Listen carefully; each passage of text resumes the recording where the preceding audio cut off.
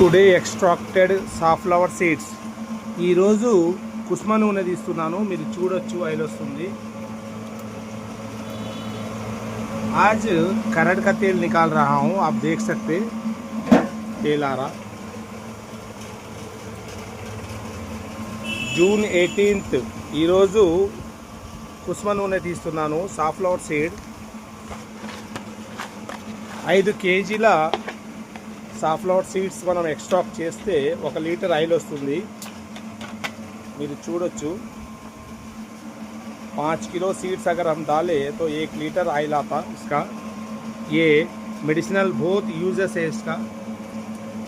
Vitamin E बहुत ज़्यादा रहता और कोलेस्ट्रॉल को रिड्यूस कर देता है safflower seed. SV natural wooden cold press oil mill, Manikonda, Hyderabad. Thank you.